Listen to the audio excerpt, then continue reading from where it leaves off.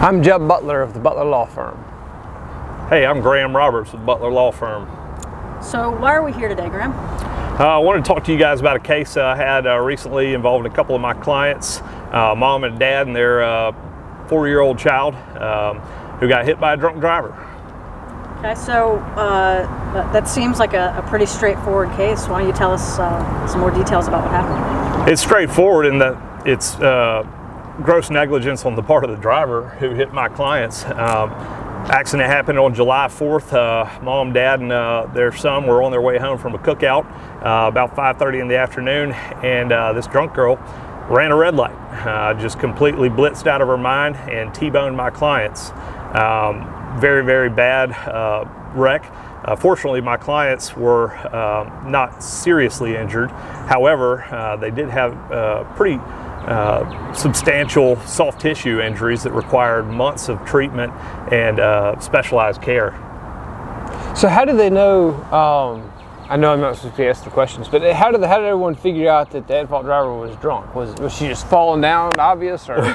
Well, the circumstantial evidence was there. She got out of her car in flip-flops and a bikini, wrapped a towel around her waist, and had her top on, and was kind of stumbling around, and I guess she was trying to make sure everybody was okay or just check her own self.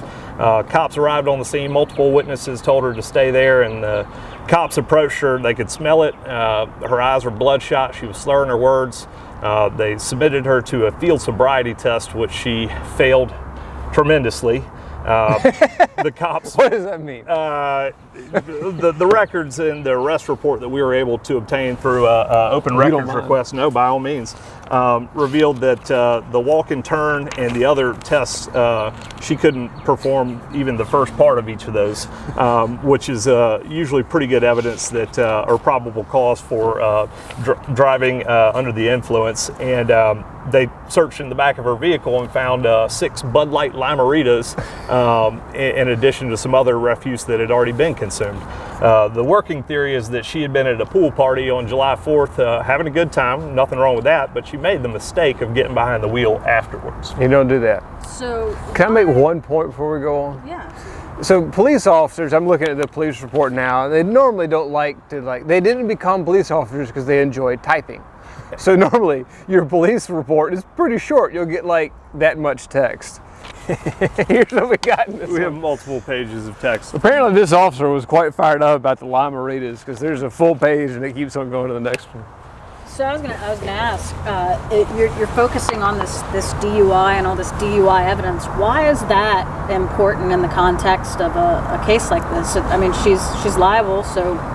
Sure, and in most personal injury cases, the plaintiff is allowed to recover general damages, things like pain and suffering, mental anguish, lost life enjoyment, that sort of thing, the intangible damages that really only a jury can determine, as well as special damages, things like medical bills, out-of-pocket expenses, lost wages.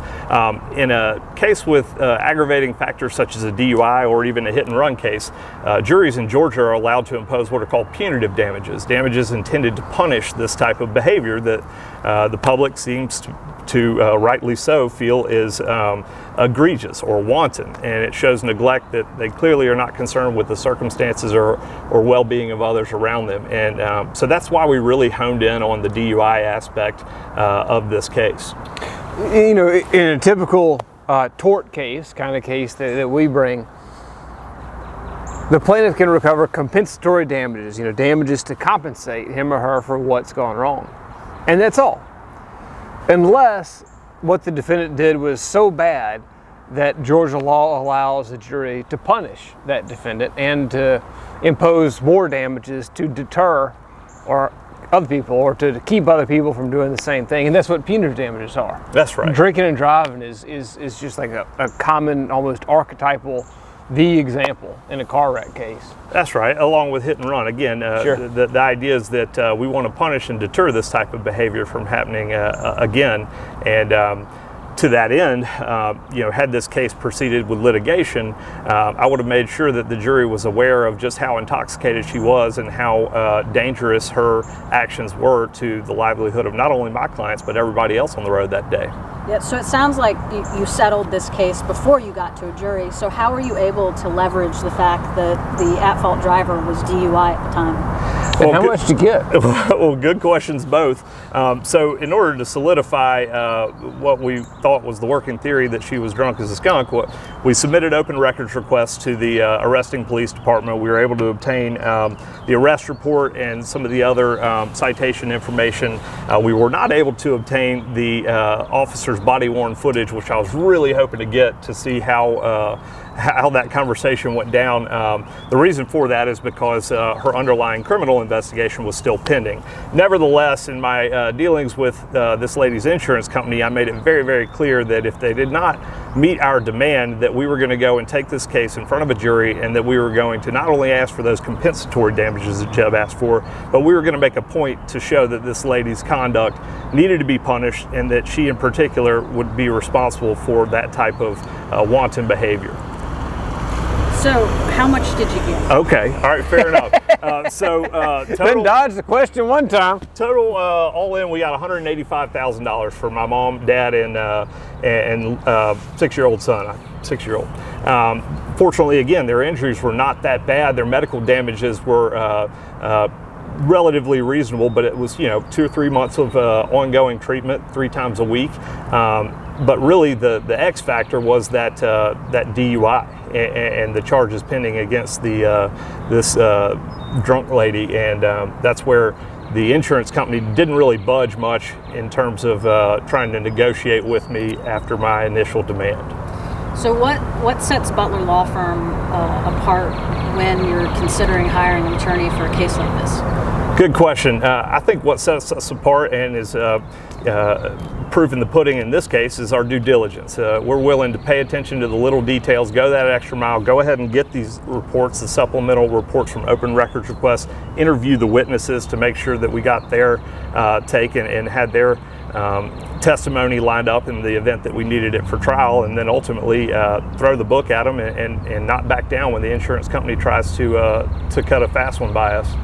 It takes a little work to gather evidence, but that's what drives a case like this. I mean, you don't typically see, Graham did a great job with this case. He primarily handled it. But you don't normally see $185,000 settlements with injuries like these. It's just not normal. But once he built that evidence of the llama-ritas rattling around in the back seat, it really worked out well for our clients. Yeah, and one more thing I'll say is a public service announcement. We all know it's not a good idea to drink and drive.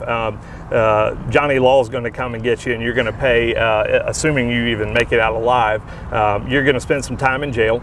You're going to pay outrageous fines. You're going to have a lot of rehabilitation type of work in the form of community service and defensive driving classes. So Johnny Law is going to get his, but if you hit one of my clients and you're drunk, I'm also going to make sure that we pop you. You're going to be punished, and we're going to get you for what you're worth. And so keep that in mind as a public service announcement courtesy of Butler Law Firm.